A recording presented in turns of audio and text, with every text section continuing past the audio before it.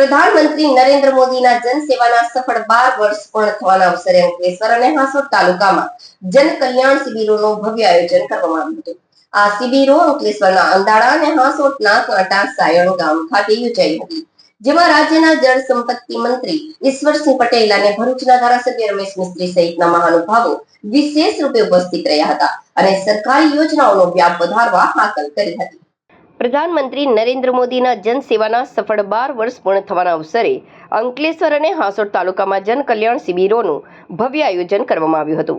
આ શિબિરો અંકલેશ્વરના અંદાડા અને હાંસોટના કાંટા સાયણ ગામ ખાતે યોજાઈ હતી, જેમાં રાજ્યના જળ સંપત્તિ મંત્રી ઈશ્વરસિંહ પટેલ અને ભરૂચના ધારાસભ્ય રમેશ મિસ્ત્રી સહિતના મહાનુભાવો વિશેષ રૂપે ઉપસ્થિત રહ્યા હતા અને સરકારી યોજનાઓનો વ્યાપ વધારવા હાકલ કરી હતી.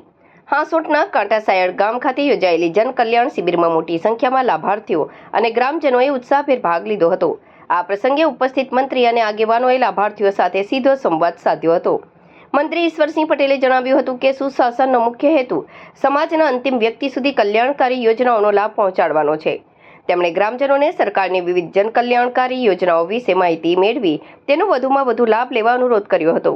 આ કાર્યક્રમમાં રાજ્યના જળ સંપત્તિ મંત્રી ઈશ્વરસિંહ પટેલ, તાલુકા પંચાયત પ્રમુખ વિશાલ પટેલ, જિલ્લા પંચાયત સભ્ય મગન પટેલ, તાલુકા પંચાયત સભ્ય બળવંતસિંહ પટેલ અને હાંસોટ તાલુકા ભાજપ પ્રમુખ અનંત પટેલ સહિતના સ્થાનિક આગેવાનો હાજર રહ્યા હતા. તો બીજી તરફ અંકલેશ્વરના અંદાડા ગામ ખાતે ભરૂચના ધારાસભ્ય રમેશ મિસ્ત્રીની વિશેષ ઉપસ્થિતિમાં જલ કલ્યાણ શિબિર યોજાઈ હતી. અહીં પણ મોટી સંખ્યામાં ગ્રામજનોએ હાજર રહીને યોજનાઓ અંગે જાણકારી મેળવી હતી.